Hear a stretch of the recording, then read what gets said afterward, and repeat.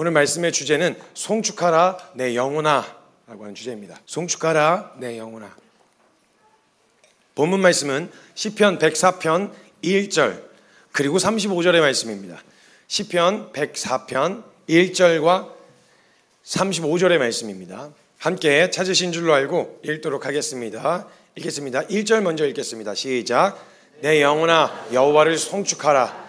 여호와 나의 하나님이여 주는 심히 위대하시며 존귀와 권위로 옷 입으셨나이다. 35절도 함께 읽겠습니다. 시작. 죄인들을 땅에서 소멸하시며 악인들을 다시 잊지 못하게 하시리로다. 내 영혼아 여호와를 송축하라. 할렐루야. 아멘. 여러분 시편 104편의 저자는 알려진 바가 없습니다. 저자 미상입니다. 그래서 이 어떤 상황 가운데서 이 시를 쓴 것인지에 대해서는 정확하게 나와 있지가 않고 알 길이 없습니다. 어떤 사람이 어떤 동일한 고백을 하고 대체적으로 시편에 고백되어진 고백들이 이와 비슷한 고백들이 있는데, 예를 들면 다윗이 쓴 시 같은 경우는 다윗이 어떤 상황에서 그 고백을 했는지가 짐작해 보면 그 상황에서 이런 상황에서도 이런 고백을 했구나 라는 것이 드러나고 보여져서 그런 모든 과정들이 은혜가 되어지기도 하는데, 특별히 이 시편 104편의 저자가 미상이라서 도대체 어떤 심적인 정서와 마음으로 이 시를 하나님을 향한 이 고백을 올려드렸는지 잘 알 수가 없습니다. 그래서 이건 아무래도 하나님께서 여러 다양한 상황에 놓여있는 그 사람들이 에게 해석의 여지를 좀 남겨주신 게 아닐까라고 하는 생각이 좀 들었습니다. 그래서 성경을 벗어나지 않는 선 안에서 이 저자가 이 시를 어떤 상황 가운데서 썼을까, 어떤 마음으로 이 고백을 한 것일까, 쓴 내용에 빗대어서 이런 고백을 한 거 보니까 이런 상황이 아닐까, 이렇게 좀 추측해 가면서 이 시편 104편의 말씀을 좀 풀어가 보려고 합니다. 그래서 제가 이 시편 104편을 묵상하면서 저자가 왠지 눈을 감고 생각을 하는데 왠지 그런 상황에서 그런 모습을 보면서 이 고백을 담았을 것 같다는 생각이 들더라고요. 그래서 성경을 벗어나지 않는 선 안에서, 크게 이 틀을 벗어나지 않는 선 안에서 추측을 좀 해보도록 하겠습니다. 여러분 만약에 오늘 들으신 설교를 어디 가서 누구에게 이야기할 때 시편 104편의 저자는 이렇대 이렇게 얘기하시면 안 됩니다. 이건 제가 추측한 겁니다. 추측. 이 시 고백한 고백을 보면서 제가 이 저자의 상황이 이랬을 것이다 라는 추측이지 절대 이게 강해가 되거나 주석이 되어져서는 안 됩니다. 그래서 그걸 알고 계셔야 되는 거, 그러고 들으셔야 됩니다. 이런 상황에서 쓴 것일까 이렇게 생각하고 묵상했던 이야기라는 걸 알고 계셔야 유추해 보도록 하겠습니다. 제가 어떤 한 사람이 있었습니다. 남자인지 여자인지는 잘 모르겠습니다. 저자 미상이니까. 근데 어떤 한 사람이 아마도 이 사람의 직업이나 아니면 이 사람의 성격을 생각해 추측해 봤을 때는요, 아마 사는 지역 때문에 그런지도 모르겠는데 상당히 많은 곳을 돌아다녀 본 경험이 있는 사람입니다. 왜냐하면 그 이후에 제가 쭉 읽어드릴 텐데 그가 읽은 그 고백한 시를 보면요, 바다 한복판에서 실제로 보지 않고는 그냥 들은 걸로는 쓸 수 없는 고백들이 있고요, 산 정상에 서서 보지 않으면, 그 시각으로 보지 않으면 보이지 않는 것들이 있어요. 그 정상에 서보기도 했고 바닷가도 가봤고 바다 한복판에도 있어봤고 숲속을 거닐기도 해봤고 그냥 아침과 저녁에 굉장히 이 사람은 이렇게 다양한 곳을 돌아다녀 본 경험이 있는 사람입니다. 그게 뭐 직업 때문인지 아니면 성격과 취미 생활 때문인지는 모르겠으나 굉장히 많은 곳을 다녀본 경험이 있는 사람이 쓴 시인 건 분명한 것 같습니다. 그리고 아마 사는 지역이 그런 환경들이 맞물려 있는 지역일 것 같아요. 해안가 근처에 산이 있다거나 넓은 들판과 언덕이 있는 그런 지역에서 살았을 확률이 높습니다. 제가 처음부터 끝까지 한번 읽어드리긴 할 거예요. 그리고 이 사람이 그런 관점에서 오고 가며, 산을 오고 가며 올라가고 내려가면서 보았던 나무, 짐승들, 이걸 실제로 본 대로 써요. 그러니까 그 고백이 담겨 있는데 안 봤으면요, 들은 이야기로만 쓰면 그게 설명이 잘 안 되거든요. 안 믿기시고요. 영화에서 보면 해적이라는 영화가 있습니다. 해적이라는 영화가 있는데 해적과 산적이 함께 이렇게 만나게 되어지는 그런 영화예요. 그래서 해적이었던 녀석이 이제 도망쳐가지고 산적들과 함께 합류를 하는데 이 산적들과 함께 해적질을 해요. 그런데 그 해적질을 하면서 바다에서 살았던 이 해적이 산적들한테 글쎄 그냥 바다에는 막 이따만 유해진이라는 배우입니다. 어마어마한 배, 막 물고기가 이러면서 이제 성대모사를 하는 겁니다. 지금 제가 어마어마하게 크다고 막 이러면서 막 소개를 하는데 한 번도 본 적이 없는 산적들은요, 그런 게 어딨어. 에이, 그런 게 물고기라 해봐야 이렇게 뜯어먹었던 요만한 물고기 그런 건 봤는데 이따만 집채만한 막 이 집만한 막 고기가 있다고 얘기하는 안 믿는 거야. 고래를 잡으러 가거든요.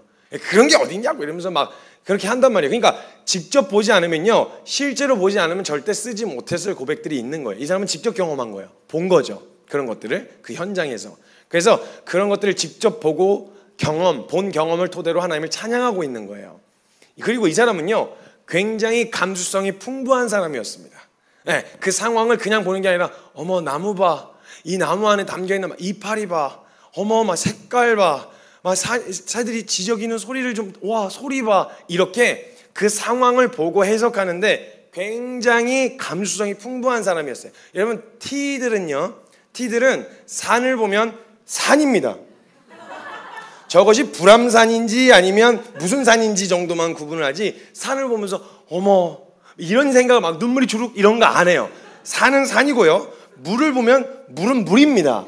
그게 뭐 어디 무슨 강이냐 어느 바다냐 뭐 이런 거는 생각을 해도 바다에 비춰진 그 햇빛이 쏟아지면서 그 물 위에 비춰진 그 부서진 빛들 이런 식으로 표현하거든요. T들은 그런 거 없어요. 그러니까 극 F입니다. 이 사람은 시편 104편의 저자는 극 F의 감수성을 가진 사람이라는 걸 미루어 짐작해 볼 수 있습니다. 네, 아주 풍부한 사람이에요. 그리고 하나님을 알고 믿는 사람이었습니다. 하나님을 알고 믿고 있었던 사람이었고, 또 이 사람은 굉장히 이 상황들을 하나님을 찬양하는 요소로 바꾸어서 해석을 해내는 능력을 보니까 이 사람은 정말 신앙이 하나님을 향한 순전하고 싶었고, 또 하나님을 향해서 깨끗하고 정결한 사람이고 싶었던 소망함을 가진 사람이었다는 걸 알 수 있어요. 그리고 열심히 애를 썼어요. 애를 쓰는 사람이었죠. 그래서 시편 104편의 고백을 보면 어지간한 묵상이나 하나님에 대한 고민, 알아가고자 하는 열망이 없으면 해석할 수 없는 고백들로 담겨 있는 것을 볼 수 있어요. 그런데 그런 믿음과 하나님을 아는 지식과는 별개로 아마도 성경의 흐름을 봤을 때 여러 가지 상황과 문제들로 낙심한 상태이거나 아니면 심각한 권태에 빠져 있다거나 아니면 반복되어지는 일상 가운데서 변하지 않는 상황, 나의 문제, 나의 연약함 등 여러 가지의 이유로 지금 감정과 정서가 매우 다운되어 있는 상태인 것을 알 수 있습니다. 왜냐? 1절에 뭐라고 이야기하냐면 만약에 그냥 터져 나오듯이 찬송이 나오고 터져 나오듯이 감동이 되면요, 그런 얘기를 할 필요가 없는데 자기 영혼에게 자기 스스로 선포합니다. 내 영혼아 여호와를 송축하라. 이 말은 뭐냐? 내 감정과 내 정서를 멱살 잡고 찬양해야 하는 하나님이시잖아, 따라와, 이렇게 끌고 가는 고백입니다. 내 영혼아 여호와를 송축하라. 그냥 터져 나오도록 그냥 막 하나님 앞에 감격과 감사가, 물론 네 지금 상황과 만약에 터져 나올 만한 상황과 정서였으면 1절과 35절은 기록되지 않았을 수도 있어요. 그냥 터져 나오니까 에베소서의 고백처럼 찬송하리로다 이렇게 터져 나오지, 내 영혼아 여호와를 송축하라 이렇게 의지를 일으켜서 이 고백을 담아낼 필요가 없었던 거죠. 그러니까 이걸로 미루어 짐작했을 때에는 이 시편 104편의 저자는 아마 여러 가지 낙심한 마음, 굉장히 다운된 정서, 그리고 어떤 일에 대한 권태, 이런 상황에 굉장히 부정적이고 네거티브한 정서와 감정을 느끼고 있는 상태였지 않았을까라고 짐작해 볼 수 있는 겁니다. 그래서 애를 쓰고 노력을 하지만 쉽게 회복되어지는 상태가 아닌 거예요. 하나님을 아는 지식, 하나님은 이런 분이시라서 마땅히 찬양해야 돼. 그리고 그분으로 인하여 마땅히 즐거워해야 돼. 마땅히 내 안에 진짜 기쁨이 있어야 돼. 그 내가 받은 걸 아니까, 내가 어떤 은혜를 받았는지 아니까 진짜로 내 안에 감격이 있어야 돼. 근데 안 느껴져.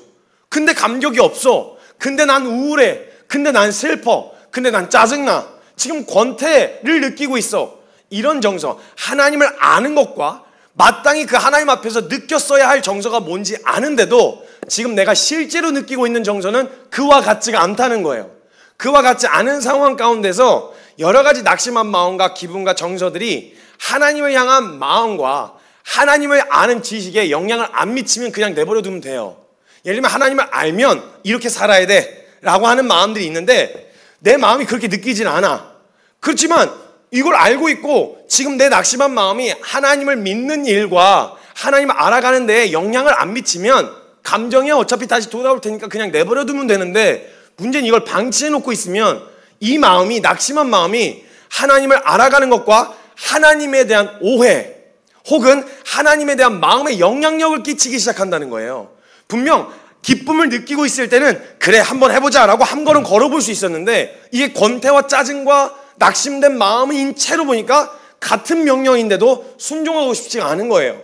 오히려 이런 상태에서 나에게 이런 순종을 요구하시는 하나님이 원망스럽게 느껴지고 불의하다고 느껴지고 하나님에 대한 오해가 쌓이기 시작하는 거죠. 그러니까 이게 만약에 영향을 안 미치면 모르겠는데, 저와 여러분의 낙심한 마음이, 어려운 상황이, 그리고 주저앉을 만한 그런 상황들과, 그리고 내가 지금 느끼고 있는 답답함에 의하여 느끼는 권태들이 하나님을 믿는 믿음과 그 삶을 살아가는데 자꾸 걸림이 되고 영향력을 행사해서 그게 문제란 말이죠. 그게 문제인 거죠. 그러니까 그런 불신과 원망이 하나님을 향해서 생기게 되어지는 거예요. 그러니까 더 이상 이 마음과 정서를 내버려 두면 안 될 것 같은 거예요. 왜냐하면 마땅히 하나님을 찬양해야 하셔야 되고 상황이 어려운 건 나지 하나님이 변하신 건 아니야. 근데 거기서 느끼는 정서 때문에 이 하나님에 대한 오해가 자꾸 쌓이게 되어지는 걸 느끼는 거죠. 이 마음을 방치하면 안 되겠다.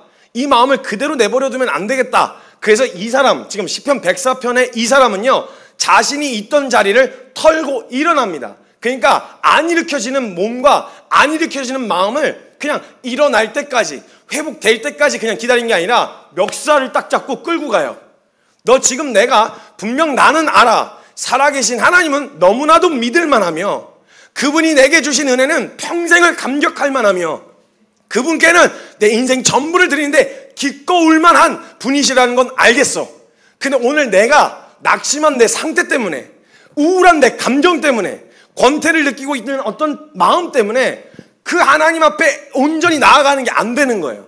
이때 이 저자가 이 마음을 가만히 내버려뒀더니 이 거리가, 이 괴리가 점점 늘어나기 시작하니까 이거 안 되겠다. 이거 내버려두면 안 되겠네. 이거 방치해서는 안 되겠다 하더니 주저앉아 있었던 자신의 몸과 영혼에다가 선포를 하면서 멱살 잡고 이렇게 세우는 거예요. 일어나. 깨워버리는 거예요. 자, 그리고서 선포하는 거예요. 1절부터 선포하는 거예요. 내 영혼아 여호와를 송축하라. 선포해버리는 거예요. 그러니까 이런 상황 가운데서 그 의지가 바닥난 상태에서 입을 열어서 하는 고백이라고 생각하고 지금 104편을 읽어드릴 테니까 한번 들어보세요. 이 사람이 뭔가의 권태 혹은 낙심, 주저앉을 만한 수많은 상황들 앞에 놓여 있는데 이 사람이 하나님 앞에, 아니야, 내 이 마음이 하나님 앞에 나아가는 걸 맞게 내버려둬서는 안 돼. 일어나야 돼. 일으켜 세워야 돼. 하고 자신의 감정과 자신의 의지를 통해서 자신의 몸을 일으켜 세워서 하나님을 찬양할 만한 자리, 내가 지금 잘 가리워져서, 상황 때문에 가리워져서 안 보이니까 얼른 짐 싸고 딱 싸서 산 정상으로 올라간 겁니다. 바다가 보이는 산 정상에서 지금 이 고백을 한다고 생각하고 104편을 들어보시죠. 읽어드리겠습니다. 내 영혼아 여호와를 송축하라. 하나님이 창조하신 그 광경을 보는 겁니다. 여호와 나의 하나님이여, 주는 심히 위대하시며 존귀와 권위로 옷 입으셨나이다.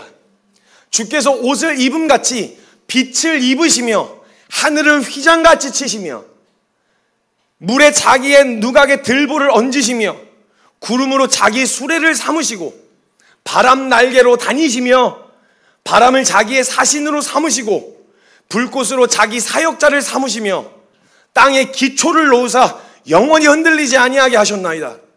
옷으로 덮음같이 주께서 땅을 깊은 바다로 덮으심에 물이 산들 위로 솟아올랐으나 주께서 꾸짖으시니 물은 도망하여 주의 우레소리로 말미암아 빨리 가며 주께서 그들을 위하여 정하여 주신 곳으로 흘러갔고 산은 오르고 골짜기는 내려갔나이다.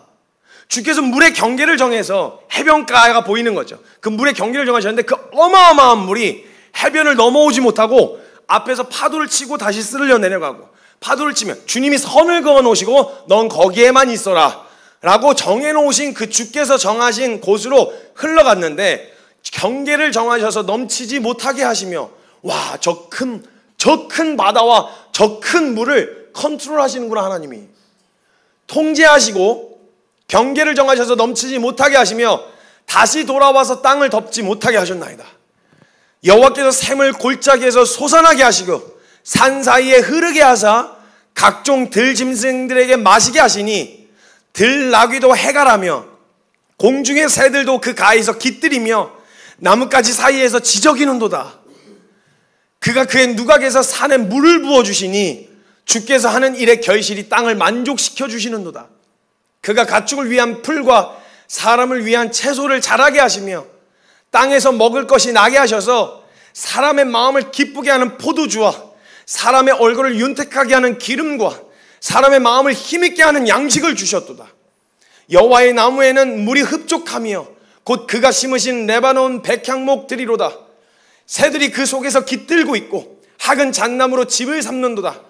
높은 산들은 사냥을 위함이며, 사냥이 아니고 산양입니다. 사냥을 위함이며 바위는 너구리의 피난처로다. 여호와께서 달로 절기를 정하시며 해는 그 지는 때를 알도다. 주께서 흑암을 지어 밤이 되게 하시니 살림의 모든 짐승이 기어나오나이다. 젊은 사자들은 그들의 먹이를 쫓아 부르짖으며 그들의 먹이를 하나님께 구하다가 해가 돋으면 물러가서 그들의 굴 속에 눕고 사람은 나와서 일하며 저녁까지 수고하는도다. 여호와여, 주께서 하신 일이 어찌 그리 많은지요. 주께서 지혜로 그들을 다 지으셨으니 주께서 지으신 것들이 땅에 가득하니이다. 거기에는 크고 넓은 바다가 있고 그 속에는 생물 곧 크고 작은 동물들이 무수하나이다. 그곳에는 배들이 다니며 주께서 지으신 리워야단이 그 속에서 노나이다. 이것들은 다 주께서 때를 따라 먹을 것을 주시기를 바라나이다. 주께서 주신즉 그들이 받으며 주께서 손을 펴신즉 그들이 좋은 것으로 만족하다가 주께서 낯을 숨기신즉 그들이 떨고 주께서 그들의 호흡을 거두신즉 그들은 죽어 먼지로 돌아가나이다. 주의 영을 보내어 그들을 창조하사 지면을 새롭게 하시나이다. 여호와의 영광이 영원히 계속할지며 여호와는 자신께서 행하시는 일들로 말미암아 즐거워하시리로다. 그가 땅을 보신즉 땅이 진동하며 산들을 만지신즉 연기가 나는도다. 내가 평생토록 여호와께 노래하며 내가 살아있는 동안 내 하나님을 찬양하리로다. 나의 기도를 기쁘게 여기시기를 바라나니 나는 여호와로 말미암아 즐거워하리로다. 죄인들을 땅에서 소멸하시며 악인들을 다시 잊지 못하게 하시리로다. 내 영혼아 여호와를 송축하라. 할렐루야. 선포하는 거예요. 그가 오르내리며 경험했었던 것들을 보면서 봤던 사자가 우는 사자같이 사냥감을 노리고 그리고 동물들이 들짐승이 냇가에 흐르는 물들 주변에서 물을 마시우고 그 안에서 생명의 질서 안에서 운영되어지는 걸 보면서 그냥 하나님을 찬양할 만한 이유들은 그걸로 충분한 거예요. 내 감정과 내가 느끼는 상황과 정서와 상관없이 그것들을 하나님이 하신 일들을 보니까 하나님은 그 상황에서도 찬양할 만한 분이신 거예요. 감사하고 영광을 올려드릴 만한 분이신 거죠. 전혀 상관없이 내가 느끼는 느낌과 상관없이 하나님을 찬양한 거예요. 왜냐하면 나의 상황과 상태와 상관없이 눈앞에 펼쳐진 모든 것들을 통해서 본 것만으로도 하나님을 찬양하고 경외하기에 충분했기 때문에 그래요. 굉장히 이 고백을 의지적으로 끄집어내고 있다라고 하는 느낌을 지울 수가 없었어요. 이게 안 나오는 상태야. 나는 분명 그 현장이 있는데 그 현장을 보는 시각이 바뀌어버리니까 전혀 다른 게 보이는 거예요. 여러분, 나무를 구경하러 가면요 산이 너무 멋있고 아름답습니다. 그렇죠? 근데 나무를 베러 가면 이거 언제 나가냐 이거 이렇게 되어지는 거예요. 정서가 어떤 관점으로 보느냐에 따라서 같은 것을 봐도 전혀 다르게 느껴져요. 커플들에게 눈은 예쁜 겁니다. 군인에게 눈은 쓰레기입니다. 그러니까 이렇게 같은 눈인데도 전혀 다른 정서가 느껴지시죠? 이런 거예요. 그러니까 내 상태에 따라서 보이는 게 다른데 이 관점을 얼른 건강한 관점으로 찬양할 만한 주제를 볼 수 있는 눈으로 얼른 의지적으로 고쳐 잡은 게 보여요. 그래서 그 자리로 올라가서 하나님을 찬양하는 거예요. 안 나오는데 그러니까 자기 스스로를 그렇게 컨트롤하는 거예요. 멱살 잡고 입 열어 찬양해 고백해 이렇게 하고 의지적으로 그 자리에 세워요. 그리고 첫 번째 절과 마지막 절에 반응하지 않는 자신의 영혼을 향해서 선포하는 거예요. 내 영혼아 여호와를 송축해라. 봐, 하나님은 충분히 찬양할 만한 분이야.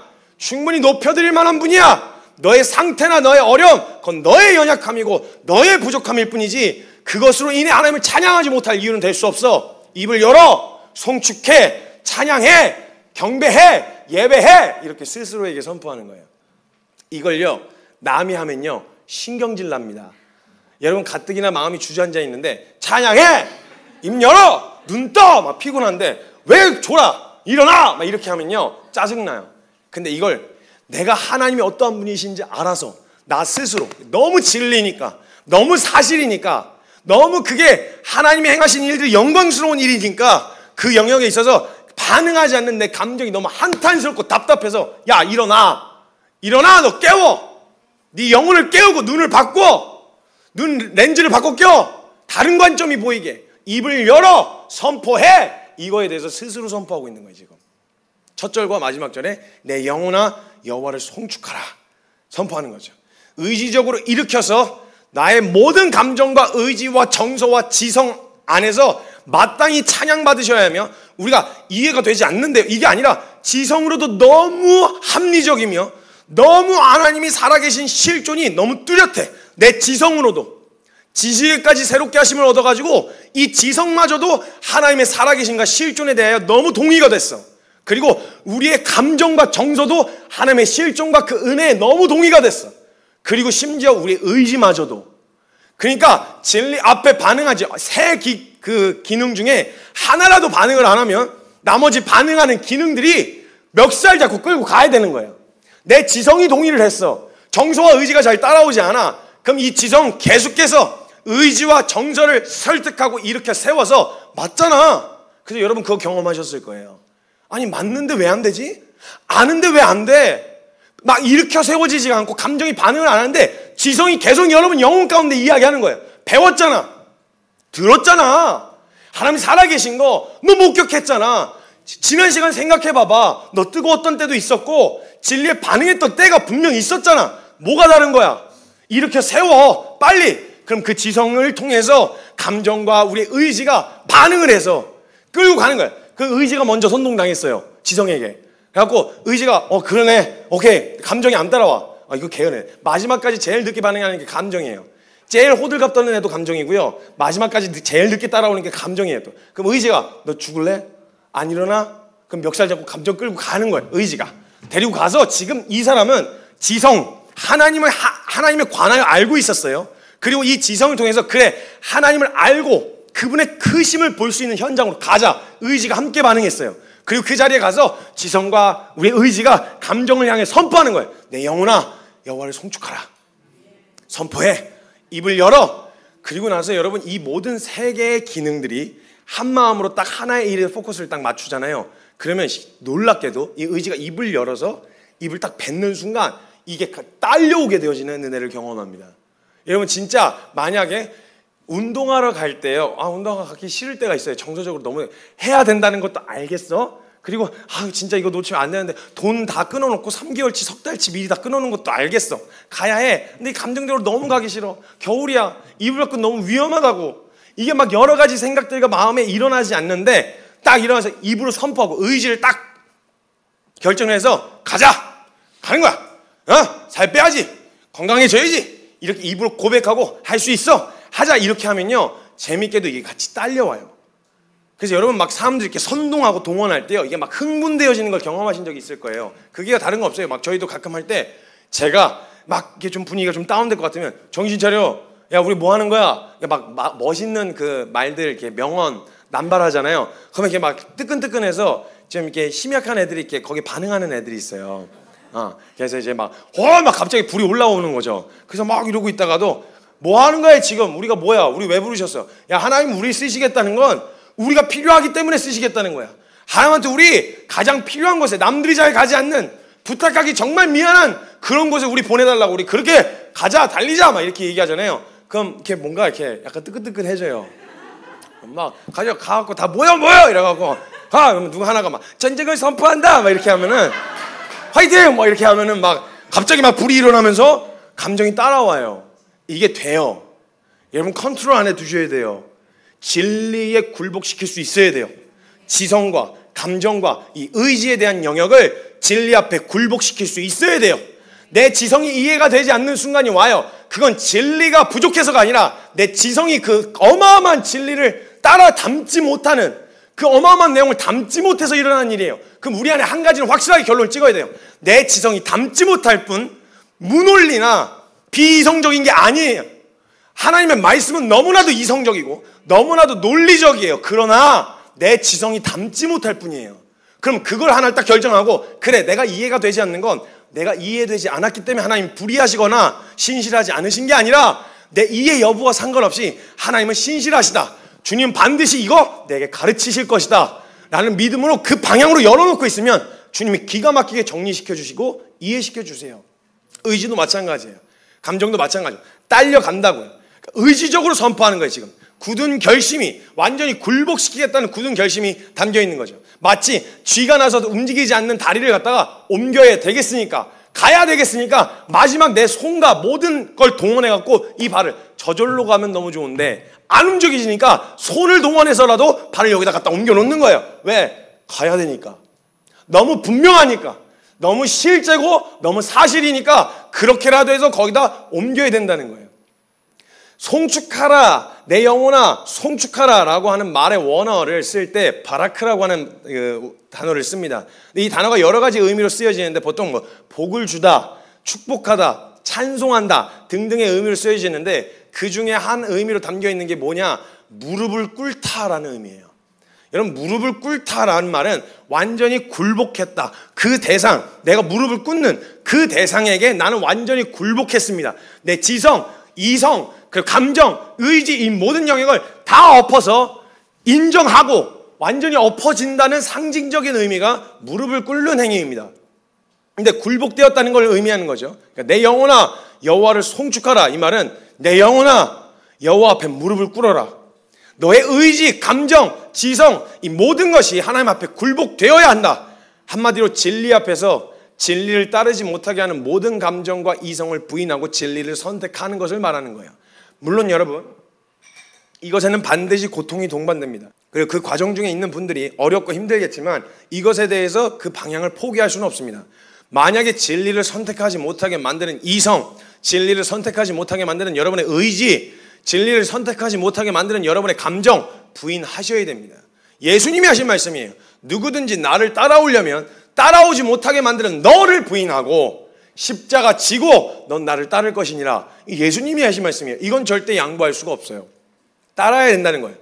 그래서 이 감정과 이성을 부인하고 진리를 선택하는 건데 고통스럽고 어렵지만 그렇게 해야만 합니다. 왜냐하면 저와 여러분 너무 잘 아시겠지만 감정은 기복이 너무 심합니다. 사람들마다의 감정은 기복이 있어서 진리에만 반응하지 않습니다. 옳은 것에 좋아하고 기분이 좋아지고 틀린 것을 보면 싫어지고 이렇게 나타나면 진리에 감정에 의존적이어도 됩니다.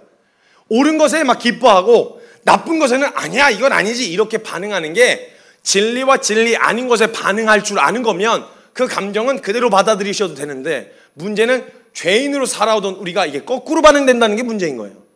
진리에 마땅히 기뻐해야 할 일에는 기쁨이 안 돼. 예를 들면 누가 잘 됐어. 그럼 마땅히 같이 기뻐해줘야 되는데 동시에 배가 아파. 좋겠다 씨.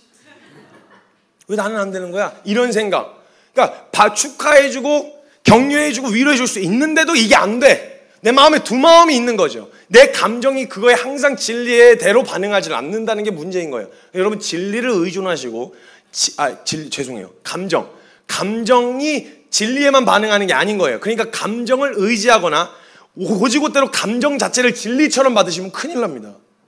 그래서 때때로 분별을 하셔야 되는 거예요. 이 감정이 과연 어디서부터 온 건지. 근데 가끔 사람들은 나타나는 분노가 진리에 의한 분노라고 생각하고 막 하나님이 뭐 어쩌고 하나님이 너네를 막 심판할 거다 막 이렇게 생각을 하고 있는데 여러분 절대 이 감정에 대한 영역으로 진리를 해석하시면 안 돼요. 진리보다 앞선 감정은 반드시 죄가 됩니다. 말씀보다 앞선 감정은 반드시 죄를 낳게 되어져요. 그렇기 때문에 감정은 철저하게 점검하셔야 된단 말이에요. 아무리 막 타올라도 아무리 낙심이 돼도 점검을 하셔야 된단 말이에요. 그래서 이 감정은 너무 위험합니다. 사실이 아닌 것에도 감정과 이성은 반응해서 거짓으로 여기지도 못하게 해요. 너무 속기가 쉬워요.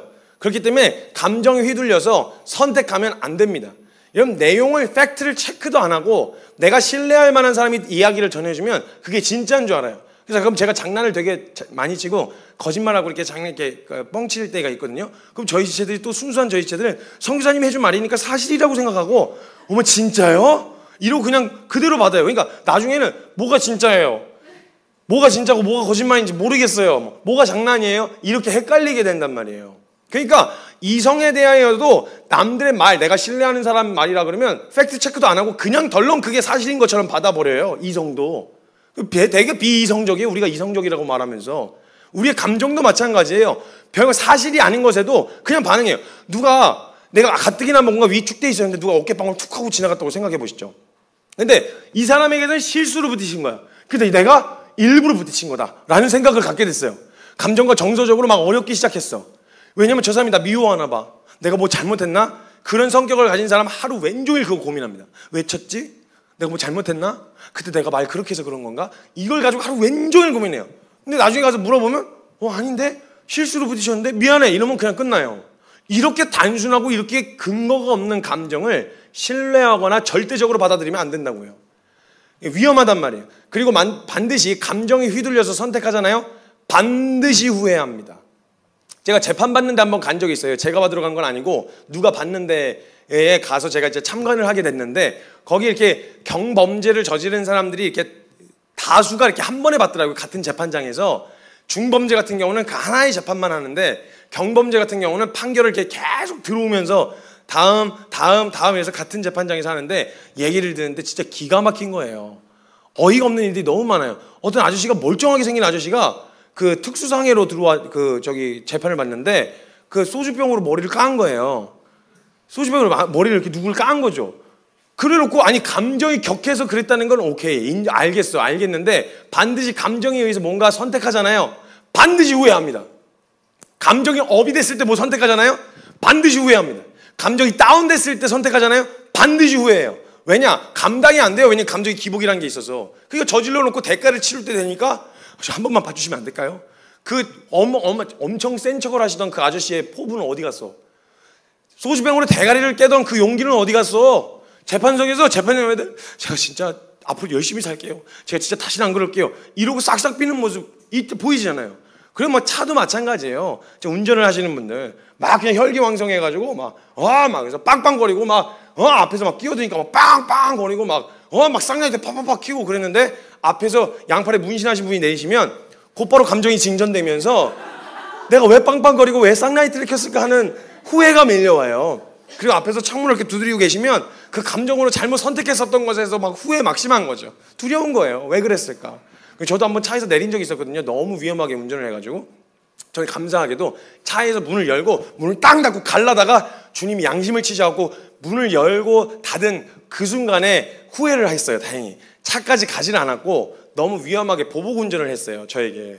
그래가지고 너무 화가 나갖고 길가에다 세우고 부끄러운 얘기지만 해야죠. 어떻게 저도 사람인데 그래서 이제 문을 끽 세워놓고 문을 딱 열고 딱 내렸는데 그 순간쯤이 항상 어머니의 음성이 들리거든요. 저는 어머니가 항상 그런 상황에 놓여 있을 때 선교사님 항상 호칭을 부르세요. 선교사님 오늘 예배 때 설교 들었던 어떤 그 성도면 어떡하실라 그래요?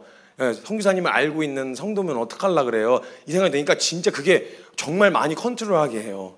야 오늘 설교 끝나고 오는데 내가 막 쌍라이트 켰는데 창문 딱 열었는데 어머 선교사님 이러면은 오 소름. 그래서 그게 굉장히 많은 행동을 컨트롤하게 하거든요. 그러니까 그런 상황. 근데 주님이 딱 문을 닫고 감정이 막 격해서 문을 내리는 것까지 갔는데 거기서 후회하게 하셨어요. 그래서 얼마나 민망한지 그거 다시 타기도 가기도 얼마나 민망하지만 후회할 선택을 하면 안 되겠다 해서 다시 이제 차에 타기는 했는데 그런 상황에서 감정이 격동할 때 무언가를 선택하면 반드시 후회하십니다. 반드시 후회해요. 그러니까 감정은 믿을 만한 게 아니란 말이에요.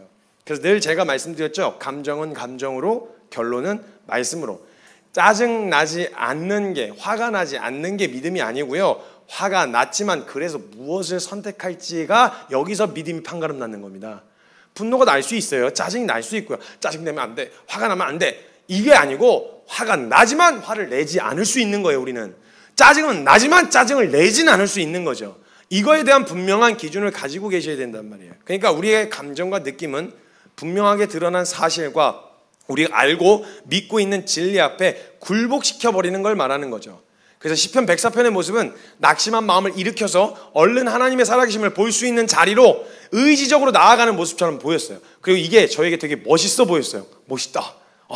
그냥 약간 딱 주저앉아 있는 자기 자신을 향해서 일어나라고 막 이렇게 세우고 막 딱 멱살 잡고 그냥 딱 있어야 할 자리로 딱 끌고 가는 막 동기부여 영상들 있잖아요. 막 그냥 뭐해? 너 누워서 소파에서 밥 먹고 있냐? 이러면서 막 일어나! 운동하러 가! 막 이러면서 막 알람, 모닝 알람도 요즘에는 딴딴딴딴 이런 거 말고 일어나 이 새끼야 이러면서 막 욕 나오는 그런 알람들을 해서 자극시켜서 일어나고 싶지 않지만 일어나게끔 만드는 그런 요소들을 그 자리에 두게 되어진다는 거죠. 근데 시편 104편의 이 저자는 하나님의 살아계심을 찬양할 수 있는 자리로 의지적으로 자기를 끌고 갔다는 거예요. 그러니까 이걸 쉽게 말하면 뭐냐, 이 사람이 나 진짜 낙심하고 권태가 느껴지는데 기도도 안 나오는데 일단 기도하러 기도실에 들어가 버린 거예요. 예배하러 그 자리에 가버린 거예요.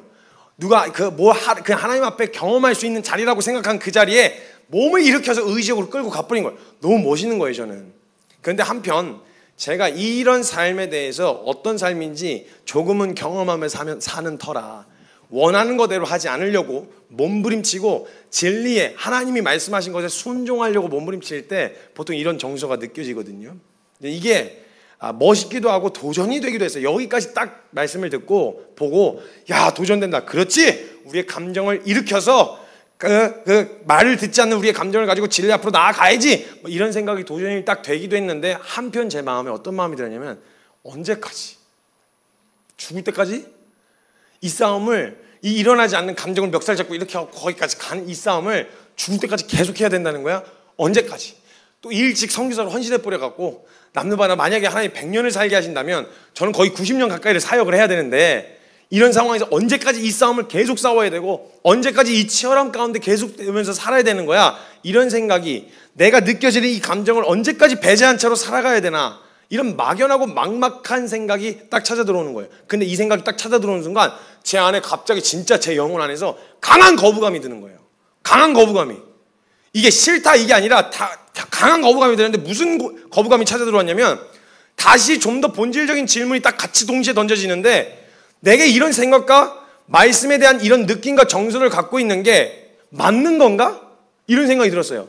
진리 앞에 반응을 하는데 진리 하나님 말씀에 순종해서 사랑하는데 사랑하기 쉽지 않아요. 지금 이 정서 맞는 정서인가? 하나님 말씀에 순종하고 옳다는 거 알아. 이게 너무 옳은 길이라는 걸 아는데 가기 싫은 정서가 느껴진대. 난 그렇지만 이걸 어떻게든 꺾어서 그 자리에 가긴 할 거야. 이 고백은 늘 뱉었었거든요. 제가. 근데 갑자기 더 본질적인 질문이 던져진 거예요. 그렇게 하긴 할 건데 이건 맞는 거야? 아니 진리 앞에 이런 느낌을 받는 게 맞아? 그게 너무 사실이라고 믿고 있고 그게 영광스럽다고 믿고 있고 알고 있는데 지금 내 느끼는 느낌이 그걸 보는데 하기 싫어. 이거 맞는 정서야? 그걸 하는데 어려워. 이게 맞는 정서인가? 하기 싫어. 아니면 부담스러워. 이거 괜찮은 정서인가? 이런 생각이 드는 거예요. 내 정서가 건강하지 않은 걸 수도 있겠다. 전 지금까지 어떤 생각을 했냐면 그런 정서가 느껴지는 건 당연한 거. 그렇지만 나는 그 정서대로 반응하지 않고 이 감정을 끌어다가 말씀 앞에 세울 거야 라고 하는 싸움을 싸워왔단 말이죠. 전 단 한 번도 내 모든 감정이 진리 그대로 반응하라고 하신 대로 반응될 거라고 생각을 안 했어요.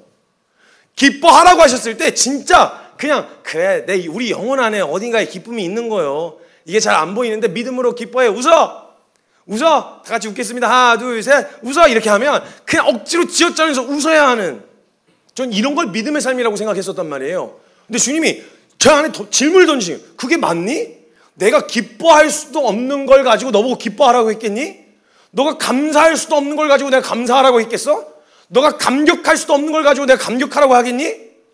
진짜 제 정서가 전 이걸 내버려 둔 채로 감정과 죄인으로서 느끼던 진리를 지독하게 싫어하던 죄인이 느끼던 정서를 내버려 두고 저는 뭘 했냐면 이걸 억지로 이렇게 끌어다 놓는 작업을 했었단 말이에요. 근데 제가 좀 더 본질적으로 그러고 생각해 보니까 그래, 왜 기뻐할 수가 없지? 그래, 진짜 느껴지기에 기쁨이 믿음으로 기쁩니다가 아니라 정말 기분이 너무 즐겁고 너무 재밌고 진짜 행복하고 성경이 그냥 읽어야 하니까 읽는 게 아니라 너무 달아서 영화 보러 가는 것 같은 다음 소설 다음 편 기대하는 것처럼 빨리 또 보고 싶다. 빨리 일 끝나고 가고 성경 봐야지. 말도 안 되는 것처럼 느껴지시죠? 이런 정서가 핸드폰 게임을 하거나 아니면 내가 원하는 시간을 보낼 때 느꼈던 그 정서가 성경과 하나님이 하라고 하신 그 일에 진짜로 느껴진다면 제가 이걸 생각을 안 해본 거예요. 나는 왜 항상 그렇게 느껴지진 않겠지만 난 그래도 그렇게 하리라 이런 생각만 했지 왜 내 감정에다가 너 왜 진리 앞에 그렇게 반응 안 해? 이걸 이상히 여겨본 적이 없는 거예요. 제가 너 왜 말씀 앞에 말씀이 성경 읽는 게 의무라서 읽어야만 하니까가 아니라 진짜 너무 달아가지고 언제 읽지 이래갖고 틈틈이 막 쉬는 시간이라도 막 이렇게 읽고 싶은 그런 정서와 기분이 느껴지지 않는 걸 왜 이상하게 여기지 않았지? 이 생각이 딱 던져진 거죠. 저한테 강한 거부감이 찾아들었어요. 이게 맞고 너무 도전이 되는데 제가 뭐라냐면 이거 언제까지 이렇게 싸워야 돼? 언제까지 이렇게 살아야 돼? 언제까지 이 믿음의 삶에 대해서 할 때 이 고단하고 치열한 좁은 문 좁은 길 이 삶을 언제까지 이렇게 살아야 돼? 라고 생각만 했지 저는 그 생각이 딱 찾아 들어올 때 거부감이 딱 들었던 게 왜 내 정서는 진리대로 반응하지 않지? 그렇게 하라는 대로 반응을 하지 않는 것이 근데 이해는 가요. 이해는 갖고 있는데 죄인이었고 죄인으로서 살던 사람으로서 갖고 있었던 지정의 세속적인 가치로 이해함을 배웠고 세속적 가치로 논리를 배웠어요. 그리고 세속적 가치로 성공하려면 그게 가치관이 돼서 성공하기 위해서 그렇게 살아왔고 우리는 거기에 재미를 느끼고 즐거움을 경험하며 살아왔었단 말이에요. 그러다 보니까 그 지정의가 진리 앞에 반응하기 어려울 수도 있어요. 그런데 의인이 되었다는 믿음으로 살아가게 된 게 우리가 그 믿음으로 죄인이었던 삶에서 의인이 되었습니다 라고 바뀌었다는 믿음으로 살아가게 된 게 분명 한두 해가 아닐 거거든요. 근데 왜 우리의 감정과 지성과 의지는 여전히 그 죄인인 채 느끼던 그 정서로 남아있는 걸까요? 이걸 문제라고 생각해 본 적 있으신가요? 전 이게 없었어요. 전 당연한 거 육체를 입고 있으니까 당연히 그럴 거라고 생각을 했단 말이에요. 그러니까 믿음으로 살았을 때 히브리서 11장의 믿음의 사람과 우리 믿음의 선조들 손영원 목사님, 주기철 목사님 난 이해가 안 됐다고요. 난 그건 특별한 사람들만 사는 삶이라고 생각했다고요. 아니 어떻게 자기 아들을 죽인 그 사람을 양자로 삼냐고. 근데 진짜 사랑하기 위해서 막 애쓰고 막 어쩔 수 없지만 내가 너를 사랑하라고 하셔서 사랑하는 거야. 기억해. 내가 사랑이 돼서 사랑하는 게 아니고 네가 사랑할 만해서 사랑하는 게 아니라 사랑하라고 하셔서 사랑하는 거야. 내가 지금 무례하게 행하지 않는 것까지만 한다. 내가 이렇게는 내가 해봤는데 이게 그 대상이 진짜 사랑스러워지는 정서적으로 너무 사랑스러워지게 되는 진짜 내 아들처럼 느껴지는 이게 원래 맞는 거잖아요. 근데 우리가 그 진리 앞에 그렇게 반응되어지지 않는 감정을 이상히 여겨보신 적이 있냐고요. 어쩌면 그게 절대 다수니까 그렇게 느끼는 게 당연해. 그렇게 느끼는 게 맞아. 그렇게 느끼는 게 그리고 다 사람들이 다 그러는 거야 라고 생각해서 그래도 많은 사람들이 신앙 좀 진지하다는 사람들도 그런 걸 느끼지만 이 느낌대로 살지 않고 그래도 이 방향으로 갈 거야 라고 애쓰면서 살았던 사람들이 믿음 좋다. 보통은 신앙 하나님 정말 진지하구나. 하나님 사랑한다. 이렇게 생각했단 말이에요. 근데 저는 이걸 생각을 안 해본 거예요. 지금 단수를 좀 뛰어넘게 하시려고 하시는 건지 이 부분을 생각을 안 했어요. 이걸 이상히 여길 생각을 안 한 거예요. 너 왜 죄에 대해서 자극을 느끼는데 말씀 앞에서는 자극을 안 느껴? 나 왜 뭔가 다른 거 게임하고 뭘 하고 하는 거에 대한 재미를 느끼는데 왜 말씀에 순종하고 기도하는 자리에서는 재미를 못 느껴? 이걸 왜 의무처럼 왜 억지로 해야 되는 것처럼 아니 죄인으로 살던 삶이 그게 다인 것처럼 사는 삶은 오케이. 근데 너 의인으로 살겠다는 그 믿음으로 다 이루어졌다는 그 사실을 믿기로 결정한 거 아니야? 그렇게 산지 한두 해가 넘었을 거 아니야. 한두 해가 아니잖아. 근데 왜 여전히 내 마음의 감정은 죄인이었을 때 정서를 갖고 있어? 내 의지는 왜 죄인이었을 때 의지를, 내 지성은 왜 죄인일 때의 지성을 갖고 있냐고. 이걸 이상히 여겨본 적이 없는 거예요. 저 스스로에게. 만약에 하나님이 실제하시고 여러분 하나님이 찬양받으셔야 하는 분이시고 우리가 받은 은혜가 없는 게 아니라 사실이라면 그리고 우리가 그걸 잘 알고 있다면 그리고 구원을 받아서 성경의 인물들이 고백했던 것은 감정을 배제한 채 믿음으로만 한 고백이 아니었어요. 그냥 감정을 빼놓고 감정은 그렇게 안 느껴지지만 믿음으로 하나님 기뻐요. 하하. 감사해요. 하하. 감격합니다. 이게 아니라 진짜 영혼뿐만 아니라 내 육체의 모든 정서와 감정과 의지와 이 모든 영역에서 우러나오는 고백이었어요. 여호와로 말미암아 기뻐하리로다. 진짜 이 세상 살기 참 막막하고 믿을 사람 하나 없는 이때에 나를 사랑하시고 결정하신 신실하신 하나님이 계시다는 게 그분 자체만으로 즐거움이 되는 거예요. 맞다, 주님이 계시지. 맞다, 하나님 살아계시지. 날 위하신다는 그분이 전능하시지. 이게 막 오늘의 내 상황 가운데서 기쁨의 고백이 가능하게 만드는, 정서적으로 또 말하는 거예요. 주의 말씀이 꿀송이보다 달다. 이 성경이 그냥 너무 재밌어, 너무 즐거워, 너무 기다려져. 그냥 막 데이트하는 것처럼 너무 기다려지는 거예요. 약속 시간 정하고 그 시간을 준비하고 보다가 그 말씀 앞에 나아가는 시간이 너무 행복하고 즐거운, 주께서 내게 두신 기쁨은 추수 때의 곡식과 포도주보다 더하다라고 고백했던 건, 다른 어떤 거 다 와도 주님으로 인하여 기뻐하는 기쁨이, 다른 어떤 즐거움, 상황이 풀리고 관계가 회복돼, 이거보다 비교할 수 없는 기쁨을 느꼈다는 거예요. 실제로 느꼈다, 기쁘다, 행복하다, 감사하다. 저는 이건 단지 성경들의 이 고백은 감정을 부인하고 믿음으로만 한 고백이 아니라 진짜 즐거웠고 진짜 기뻤고 진짜 말씀이 너무너무너무 달게 느껴지고 맛있게 느껴졌고 감격이 되고 감사했던 거였어요. 그러니까 감정을 배제하고 믿음으로만 고백하는 게 아니라 진짜 그렇게 느껴져서 고백한 고백이었다는 거죠. 그리고 나서 제 안에 딱 처음에 들어왔던 질문은, 이게 가능해? 이게 가능한가? 벌써 그 영역에 있어서 좀 이제 안 될 것 같다는 부정적인 생각이 먼저 드시죠. 진짜 이게 가능할까? 되는 일이야? 라고 이어졌어요. 우리의 감정이, 그리고 우리의 정서가 하나님의 말씀과 진리 앞에 이렇게 반응하는 게 가능할까? 말씀을 보는데 보기로 결정하고 새해마다 결단을 해야 되는, 성경을 봐야 돼. 새해마다 다시 1월 1일 다시 처음부터 통독하는 거야. 그리고 결단을 했다가 레위기에서 주저앉고, 그리고 1년 그냥 쭉 보내다가 또 다시 새해 때 읽어야 돼. 읽어야만 하니까. 이런 게 아니라 진짜 너무너무 읽고 싶은 만화 좋아하는 사람이나 책 좋아하는 사람들, 소설 같은 거, 멜로 소설, 로맨스 소설, 아니면 무협지. 저 해리포터 진짜 그냥 한 큐에 다 읽었었거든요. 처음에 나왔을 때, 그때가 제가 중학교였나? 초등학교였는데 그 해리포터 나왔을 때 한 큐에 그 자리에서 바로 읽어버려요. 다음 권이 너무 기대되는 거예요. 다음 권 나오면, 야, 다음 너 다음에 나. 이래갖고 한 명이 빌리면 그거 돌려가면서 읽고 그랬거든요. 이것처럼 성경을 향해, 성경을 읽는 게, 성경책 어디 갔지? 성경책 누구? 안 돼. 들어가야 돼. 갔다 와야 돼. 학교에 늦어도, 회사에 늦어도, 화장은 못해도, 머리를 못 감아도 성경은 들고 가야 돼. 물론 아무리 어플리케이션이 있다고 하더라도 보던 게 있어가지고 난 이거 봐야 돼, 꼭 이걸로 봐야 돼, 이래가지고 가지고 나아가는 이런 느낌과 정서가 느껴지는 게 가능해? 이런 생각이 찾아 들어온단 말이죠. 그리고 기도하는 시간이, 여러분 기도하러 나아갈 때 기도하셔야 됩니다. 가가지고 그냥 무릎 꿇고 할 수 있는 모든 내가 알고 있는 성경적 지식을 다 동원해갖고 다 뱉었는데 눈 떴더니 10분밖에 안 지나가 있고, 그때부터 때우기, 주여 나를 산 제물로 받으소서 이래가지고 그냥 버티기, 그냥 주여만 그냥 어떻게든 빨리 좀 가라 주여, 시간을 빠르게 가게 하옵소서, 천년을 하루같이 쓰신 하나님 빨리 가게 하옵소서 이래가지고 막 그냥 견디고 버티는, 이런 게 아니라 데이트 기다리는 것처럼, 데이트를 기다리는 시간처럼 기도 시간, 언제 기도하지? 점심 먹고 짬을 내가지고 어떻게든 그때 만나려고 하고 보고 싶고 연락하고 싶고 그러잖아요. 그것처럼 정말 이렇게 느껴지는 게 가능해? 벌써 여러분 그런 거 안 될 것 같은데 약간 이런 생각이 찾아 들어오지 않으세요? 저도 약간 그게 가능한가? 이런 생각이 찾아 들어왔어요.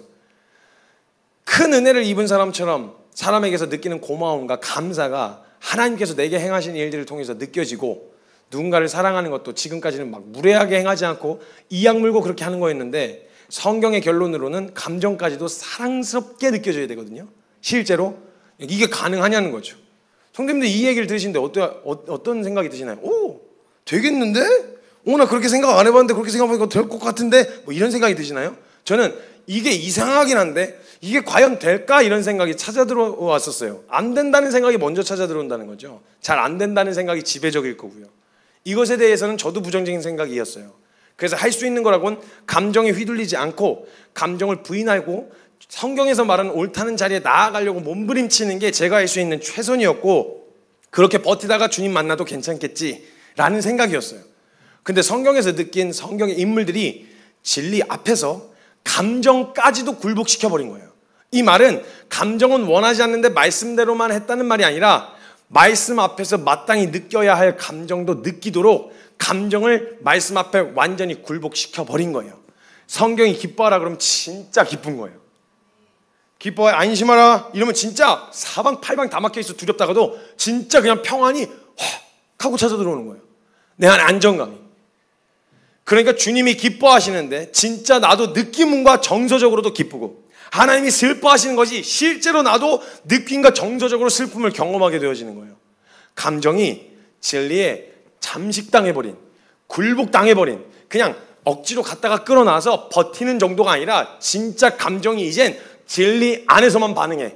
그것이 기뻐하라는 대로, 그것에 감격하라는 대로, 그것에 울라는 대로 거기에만 반응하게 되어지는 이 일이 실제로 가능하냐? 성경에선 가능하다라고 말하고 있단 말이에요.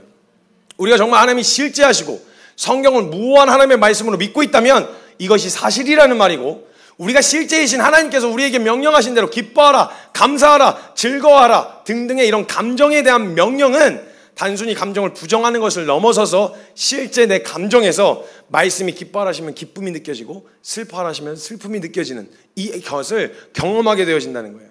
만약 우리 여러분, 저와 여러분이 뱉었던 고백이 거짓말이 아니라면 하나님은 나에게뿐만 아니라 객관적으로도 최고의 가치가 되시는 분이세요. 그 최고의 가치이시라고 우리가 믿고 고백한다면 실제로 우리가 그 최고의 것을 느끼는, 그것에 통하여 보게 되어지고 느끼게 되어지는 감정과 느낌이 기쁨과 감사와 즐거움으로 말씀과 하나님에게서 느낄 수 있어야 된다는 거예요. 그게 진짜 실제하시는, 허상 같은 이야기가 아니라 사실이라고 믿었으니까 사실이신 하나님이 이를 통해서 기쁨과 즐거움을 실제로 체감하고 느낄 수 있어야 된단 말이에요. 감정마저도 굴복되어야 한다. 완전히 잠식되어지는. 저는 이게 가능한 영역이라고 생각을 안 했던 것 같아요. 그냥 싫지만 해야지, 어렵지만 해야 돼, 힘들지만 가야 한다, 이런 생각을 했었어요. 그래서 항상 진리는 죄인으로 길들여졌던 나의 정서와 정반대되는 것을 시킬 거란 생각에 저는 이게 안 될 거라고 생각했단 말이죠. 근데 나쁜 마음이라고 할 수는 없지만 내 감정과 정서가 그렇게 반응될 수 있는가에 대해서는 좀 회의적이었던 거죠. 감정이 찾아 들어오지 않는데 이걸 가지고 진리 앞에 서는 거, 몸뚱이는 가서 서는 거, 좋은데 이걸 나쁘다고는 할 수는 없는데 제가 과연 감정마저도 그렇게 반응할 수 있을까에 대해서는 좀 회의적인 생각을 제가 갖고 있었다는 거예요. 그래서 늘 얘기했었던 거 보시면 아마 아실 거예요. 어렵지만 여러분 가셔야 합니다. 어려워도 진리를 선택하셔야 됩니다. 늘 이렇게 이야기했었단 말이에요. 근데 감정마저도 그렇게 반응할 수 있다. 그리고 그게 맞는 거다. 우리 의인으로 살기로 결정했고 믿었고 실제하시는 하나님이라고, 실존하시는 하나님이라고 분명하게 알고 있다면 이렇게 반응하는 게 당연한 거다, 정상적인 거다라고 보아야 하는 게 맞다는 거죠. 나의 믿음은 성경과 하나님의 실존으로 그리고 실제로 대하고 있지만 나의 지정의 이 모든 영역에서 하나님이 실제가 되시고 사실이 되시면 나의 감정도 말씀을 꿀송이처럼 달게 느끼고 기도 시간을 즐거워하고 진리를 선택하는 것에 기쁨을 느끼고 그 안에서 평안을 찾고 이런 일들이 가능하게 되어지는 거예요. 다른 어떤 재미보다 나가서 놀고 그냥 정욕과 원함대로 풀어 헤쳐서 노는 것보다 더 큰 재미와 즐거움이 말씀 안에 있고 이걸 체감하게 되어지는 거죠. 이걸 당연한 것이라고 생각과 마음을 바꾸게 되어졌어요, 이번에. 그리고 제가 해맑게 하는 거예요, 오늘 설교를. 해맑게. 당연한 거구나. 이 감정에 이렇게 반응하는 게 맞는 거구나. 오히려 내가 그걸 억지로 해야 된다고 생각해요. 이게 이상하다고 여겼어야 되는데 그걸 그동안 이상하게 여기질 않고 있었구나. 그래서 마음을 바꾸게 되어졌어요. 시편 104편의 저자, 그가 낙심한 마음을 일으켜서 하나님의 살아계심을 볼 수 있는 현장으로 갔고 그는 실제로 그의 심령과 마음이 위로받고 평안해지는 것을 경험한 거예요. 진리 앞에 자신의 지정의를 굴복시키려고 나아간 거예요. 그냥 하기 싫고 어려운데 한다 이런 의미가 아니에요. 어렵지만 순종하겠습니다가 아니에요. 순종하는 게 기쁨이 되는 거예요. 즐거움이 되는 거예요. 또 무슨 말씀하실까? 나에게 또 오늘 무슨 말씀을 하셔서 순종하려고 말씀하실까? 이게 즐거움이 되도록 우리의 정서와 감정이 실제로 그렇게 말씀 앞에 정복당하는, 지배당하는 일들이 가능하다 이거예요. 그래서 이건 특별한 결단이어서도 아니고 내 지정인 모든 영역이 하나님의 말씀과 진리에 굴복당해서 신나게 말씀에 순종하고 기쁨으로 기도하고 예배하고 즐거이 헌신하게 되어지는 거. 내가 희생해서 뭔가 주님을 위해서 해야지가 아니에요. 기꺼이 헌신하게 되어지는 일들이 일어나게 되어지는 거예요. 그러니까 이 고백을 하러 하나님의 살아계심을 볼 수 있는 자리로 딱 끌고 올라갔던 이 저자가 시편 104편 34절에 이렇게 얘기하는 거예요. 나의 기도를 기쁘게 여기시기를 바라나니 나는 여호와로 말미암아 즐거워하리로다. 난 즐거워합니다. 여러 상황 가운데 놓여있지만 내 상태에 대한 이야기가 하나도 안 나와요. 하나님에 대한 선포만 나와요. 그 하나님을 믿는 믿음으로 살았더니 실제로 내 마음이 평안하고 실제로 그것 때문에 즐겁고 기쁩니다 라고 선포하게 되어지는 거예요. 그래서 진짜 기쁨으로 마지막에 다시 한번 자기 영혼에 선포하는 거예요. 내 영혼아 여호와를 송축하라. 내 삶을, 그리고 나서 이 말씀을 정리한 다음에 제 삶을 돌아봤더니요, 저는 이게 안 되는 걸로만 생각했었던 이유는 앞에 놓여진 일들, 아직 정복되지 않은 영역들을 가지고 싸워왔기 때문에 그랬거든요. 근데 돌아보고 나니까 실제로 저의 정서와 가치관이 말씀 안에서 바뀐 게 보이는 거예요. 전 정말 일단 멋의 기준이 바뀌었어요. 멋있다. 그래서 어떤 사람들은 성공한 사람들, 아니 존경받을 만한 합니다. 노력하고 애쓴 것에 대해서 존경할 만한데요, 전 진짜 너무 멋있는 사람이요, 정말 기도하시는 분, 진짜 그 겸손하신 분. 한 번은요, 제가 말씀을 전하러 갔는데 어떤 기도원에 갔어요. 기도원에 원장님이 저를 의전을 해주신다고 오셨는데, 원장님이 그냥 뭐 보통 의전을 하면 이렇게 물도 나오고 막 간식도 이렇게 세팅했잖아요. 저를 원장실로 데리고 가셨는데, 원장 선생님 백발의 할아버님이셨어요. 할아버지 목사님이셨는데, 그 쌍화탕 드시겠어요? 그러시는 거예요. 그래서 네, 쌍화탕 먹겠습니다. 그래서 이제 거기에 앉아 있었어요. 이렇게 그 조그만 원장실에 앉아가지고 있는데, 기도하시는 분인 거예요. 그냥 딱 들어가는데 벌써 느껴져요. 기도하시는 분이시구나. 앉아 있는데 쌍화탕 드릴게요. 그러면서 이제 그 티백 쌍화탕 있잖아요. 티백 쌍화탕으로 원래 그게 두 팩이 한 세트거든요. 하나는 그 앞에 뭐 자신이 뭐 대춘이 이런 거 들어있는 거고, 하나는 쌍화탕 차를 우려내는 두 개인데, 가루는 타셔서 본인이 드시고 저는 그 앞에 그 위에 있는 잣이랑 그 대추만 절 타서 주신 거예요. 그러니까 맹물인 거예요. 맹물인데 대추만 먹고 있었죠. 그러니까 의전을 그렇게 하시는데, 그래서 막 이렇게 손 벌벌 떨리시면서 혼자 저 구석에 있는 커피포트 가서 이렇게 누르시고 한참 기다리셨다가 그거 담아가지고 이렇게 담아주시는데, 그 의전을 봤는데 왜 이렇게 제가 어쩔 줄을 모르겠는 거예요. 너무 너무 멋있는 거예요. 그냥 아이고 성교사님, 그 백발 할아버님께서 아유 성교사님, 예 한데 제가 별의별 소리를 다 했어요. 처음으로 제가 느껴지는 거예요. 그래서 제가 목사님 저 진짜 좀 쉽지 않습니다. 저 이거 끝까지 갈 수 있을지 이런 얘기를 제가 말씀 전하러 갔는데, 목사님 앞에서 설교 시작하기 전에 혼자 주저리 떠들고 있는 거예요. 진짜 막 의지하고 싶은, 그 와중에 또 어디서 다른 거 잠깐만 기다리라고 쌍화탕 가루 어디서 찾아오셔가지고 가루 넣으니까 괜찮냐고 엄청 또 찐해가지고 막 그냥 그 상황만 보면 어려울 수 있는 상황인데 전혀 너무 멋있는 거예요. 정말 기도하시는 분이시구나. 정말 겸손하시다. 이게 제 멋이에요. 막 뽐내고 뭐 재력과 자신의 위치를 뽐내고 해서 와 이게 진짜 하나도 쓸데없어 보여요. 근데 제 정서가 그걸 느끼고 있더라고요. 기분이 멋있는 차를 타고 다니고 좋은 집에서 살고 있고 대단한 일을 하는 것 같은 사람을 보면서 우와 멋있다 이런 생각이 진짜 1도 안 들어요. 정말 정서적으로 가만 보니까 진짜 멋있다고 느껴지는 사람이 하나님 말씀에 순종하는 사람, 진짜 기도하는 사람, 정말 겸손한 사람 보면 제 마음이 그냥 확 녹아지면서 멋있다, 닮고 싶다. 이게 이 영역에서는 제 감정이 진리에 잠식당해 버린 거예요. 한 개도 안 멋있어요. 진짜 세상에 막 좋은 자 막 와다다다 막 이렇게 타고 다니면 막 사람들 찾는데 저는 시끄러워서 왜 저러는 거야? 도대체 왜 차를 좀 편하게 다니지 뭐 이러고 타고 다니고 거의 바닥을 기어다녀. 뭐 하는 짓이야? 이게 안 멋있어요. 그게 나쁘다, 틀렸다가 아니라 한 개도 안 멋있어요. 진짜 말씀을 순종하고 기도하는 분 보면 막 도전이 되고 막 진짜 기도하신다. 와 진짜 너무 멋있다. 이런 생각이 드는 멋의 기준이 바뀌는 거예요. 미의 기준도 바뀌고 아름다움이 예쁨이 세속적인 게 아니라 정말 하나님을 정말 사랑하고 하나님 앞에 순전하려고 하는 것이 진짜 예쁘게 보이는 거예요. 실제로 이게 느껴지는 정성인 거예요. 그걸 보니까 되네. 나는 그걸 감정의 모든 분야와 모든 영역에서 정복하고 있는 싸움을 싸우고 있었던 거였고 정복당한 영역들은 실제로 그게 느껴지더라니까요. 즐거워요. 그런 사람들이 세워지면 막 일 잘하고 막 엄청 대단한 사람이 돼 있는 모습을 보면서 제가 감탄한 게 아니라 힘들고 치열한데 저 그래도 말씀 한번 해볼게요 라고 이렇게 순종하는 모습을 보면 그래 그거에 이게 제 마음을 편하게 하고 즐겁게 하는 거예요. 사람 보는 기준이 달라진 거예요.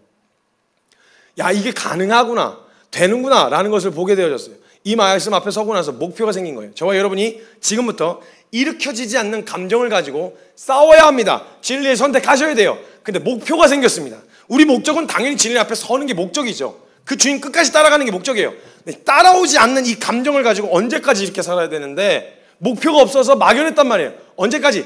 지금 그 부딪힌 그 싸움 있죠. 이 사람을 사랑하기로 했는데 사랑하는데 언제까지 해야 돼요? 이걸 계속 해야 돼요? 사랑하는 때 느껴지는 정서들까지 느껴질 때까지 목표가 생긴 거예요. 진짜 내 감정도 그렇게 느껴질 때까지 하시면 돼요. 그래서 목표가 생긴 거예요. 아 이걸 계속 끝까지 이렇게 싸워야 되나? 아니요. 내 감정이 완전히 진리에 잠식당해서 그 사람을 보는데도 사랑스러워지고 그 일을 하는데 재밌고 기도의 자리에 들어가는데 즐겁고 하고 싶고 기대되고 설레고 감격되고 울고 화가 나고 이 모든 영역이 진리에 반응하게 되어진 일이 가능하다. 우린 목표를 그걸 삼으시면 되는 거예요. 그럼 그렇게 정복당할 때까지 부딪히면 되는 거예요. 이걸 딱 보게 되어지는데 정말 소망함이 됐어요. 오 하나님이 모든 감정이 내 느끼는 모든 감정이 말씀에 그렇게 반응하라는 대로 반응할 수 있다면요. 와 하나님 이거 진짜 너무 행복한 일일 것 같습니다. 진리를 따라가고 순종하는데 억지로 가는 길이 아니라 좁은 길이에요. 가시밭길이에요가 아니라 기꺼이 당당하게 기쁨으로 거침없이 사도들처럼 이게 가능하구나. 정복하시면 이 일이 가능하구나. 목표가 생겼어요. 내 모든 감정과 정서와 지성과 의지가 진리 앞에 그게 마땅히 그렇게 해야 된다고 당연하게 느껴질 만큼 좋아서 하는 건데? 재밌어서 하는 건데? 기뻐서 하는 건데? 행복해서 하는 건데? 이게 느껴질 때까지 한다는 분명한 방향성이 생긴 거예요. 사랑하는 성도님들, 지금 일으켜지지 않는 여러분의 의지와 여러분의 몸과 마음을 멱살을 잡긴 잡으셔야 돼요. 지금 처음엔 잡아서 끌어서 그 자리에 갖다 놓으면 주님이 말씀을 통하여 저와 여러분의 감정과 정서와 이 지성까지도 완전히 다 정복시켜 버리실 거예요. 그럼 이제 눈을 들어 그 상황을 보고 다시 비슷한 상황이 딱 보면 그때는 감사와 기쁨으로 그 시간을 지날 수 있는 진짜로 느껴지는 즐거움, 참된 즐거움을 여러분이 느끼실 수 있었으면 좋겠습니다. 진리 앞에서 반응되어지는 기쁨, 즐거움, 감사, 감격. 난 그렇게 지금 느껴지지 않는데요. 그건 믿음이 없는 거예요. 또 이렇게 생각하지 마시고 온전한 믿음을 이끌어가 매 순간이 매일매일이 받으시는 온전한 믿음을 받으세요. 내 상태에서 오늘 할 수 있는 최선, 그 하나님을 주님은 믿음으로 봐주시고 그 내가 최선을 다해서 믿음으로 된 게 아니라 그걸 믿음이라고 봐주신 하나님의 은혜 때문에 믿음인 거고, 또 한 걸음 성장하면 그 자리에서 그 영역에서 보일 수 있는 믿음의 최선을 또 보여드리는, 이렇게 주님이 인도하시고 내 지성도 너무 동의가 돼. 너무 맞아. 왜요? 왜 그렇게 해야 되는데요? 의문이 남아있지 않아. 지성도 그리고 의지도 당연히 그렇게 해야지.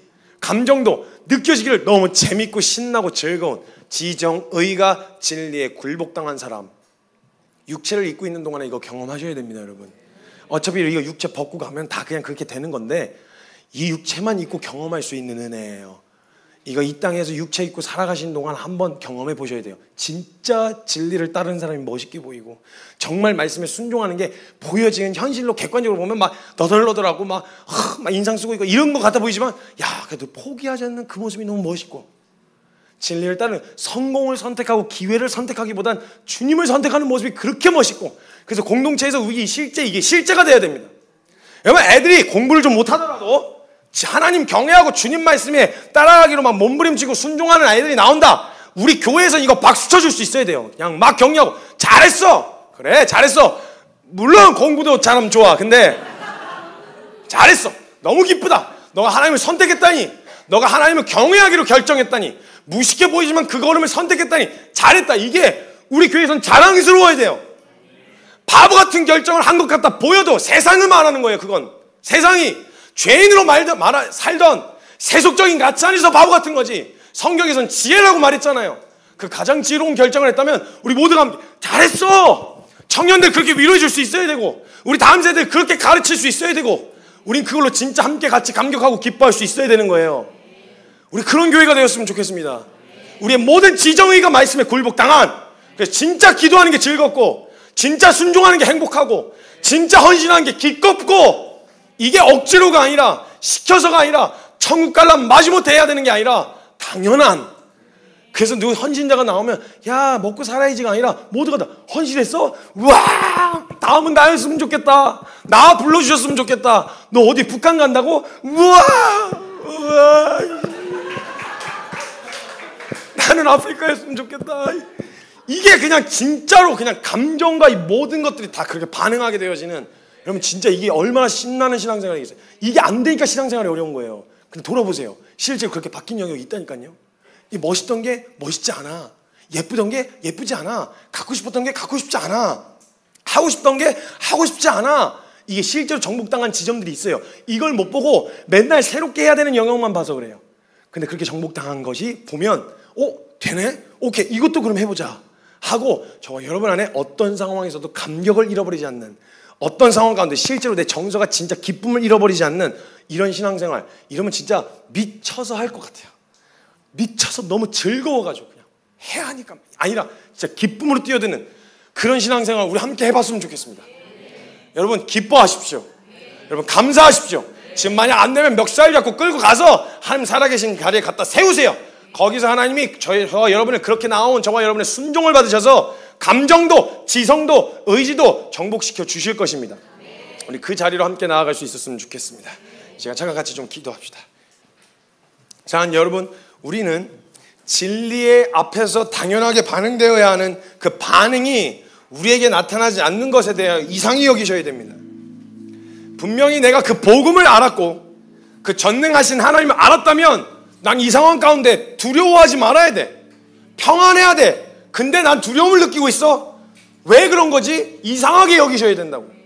두렵지만 그런 이런 기분이 느껴지지만 그렇지만 해야지. 이게 아니고요. 평안해야지. 그럼 만약 안 되거들랑 저와 여러분 앞에 진리 앞에 이미 알고 있는 여러분의 믿음의 내용답게 여러분 영혼에 선포하셔야죠. 내 영혼아 평안하라. 안 돼도 선포하셔야 되는 거. 그게 맞는 거니까. 그 자리에 머물러 있는 게 이상한 거예요. 내가 기뻐해야 되는데 내 안에 기쁨이 없어. 우울해. 자꾸 처져. 주저앉겠어. 그럼 여러분 영혼에다가 여러분 믿음을 알고 있는 진리의 내용으로 선포하셔야지요. 내 영혼아 기뻐하라. 분명히 주님이 주신 그 크신 은혜 때문에 평생을 영혼 가운데 감격을 하고 감사를 해도 모자랄 만큼 충분한 감사의 내용이 있습니다, 여러분. 근데도 내 안에 감사가 나오지 않는다면, 불평 불만 안에 거기에 주저앉아 있다면 저와 여러분 영혼 안에 선포하셔야지요. 내 영혼아 감사하라. 내 영혼아 송축하라. 여러분 여러분 감정과 모든 영역을 굴복시켜 버리십시오. 그 자리로 뛰어드셔야 됩니다. 나의 감정과 지성과 의지가 말씀에 실제로 반응하게 하셔야 됩니다. 그 진리 앞에 당연하게 반응하지 못하는 감정을 말씀에 굴복시키러 살아계신 하나님을 경험할 수 있는 자리로 찾아가야 돼요. 처음에 그렇게 하셔야 돼요. 주저앉아 말이 안 나올 정도로 완전히 퍼져버렸거들랑 그런 자리에 내버려두고 어르고 달래서 회복될 때까지 기다리는 게 아니라 멱살 잡고 일어나 너가 있을 곳은 여기가 아니야. 너의 믿음의 내용을 보면 알잖아. 너 여기에 주저앉아 있을 놈이 아니야. 일어나서 가서 기도 자리에 거기 가서 엎어져. 울어도 거기 가서 울어. 일어나 예배하러 가서 울부짖어도 거기서 울부짖어. 가고 저와 여러분의 의지와 감정과 이 모든 정서들을 멱살 잡고 이렇게 세우셔야 돼요. 오늘 시편 104편의 저자처럼 저와 여러분의 마음 가운데 영혼 가운데 선포하세요. 내 영혼아 여호와를 송축하라. 내 영혼아 여호와를 기뻐하라. 내 영혼아 여호와로 말미암아 즐거워하라. 내 영혼아 감사하라. 그래서 말씀하는 거예요. 항상 기뻐하라. 범사에 감사하라. 쉬지 말고 기도하라. 이것이 하나님이 너희를 향해 갖고 계신 하나님의 선하신 뜻이다. 항상 기뻐해야 합니다. 우리는 진리 때문에 즐거워해야 합니다. 잘 안되는 여러분의 영혼 안에 오늘 이 고백으로 선포하십시오.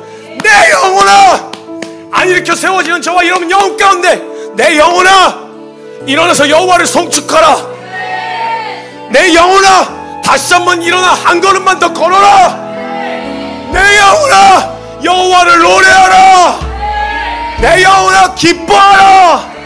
오늘 이 고백 여러분의 영혼 가운데 스스로 선포하셔야 됩니다. 이 시간 같이 기도할 때 여러분의 믿음으로 믿는 내용이 사실이고 하나님 살아계시다면 이거 가능한 일입니다. 그러니까 여러분 영혼 가운데 오늘 믿음으로 함께 선포하며 나아갈 수 있었으면 좋겠습니다. 함께 통성으로 기도할 때 이 일을 가능하게 하시는 주님의 이름 간절하게 한번 크게 부르시고 통성으로 기도합니다. 주여!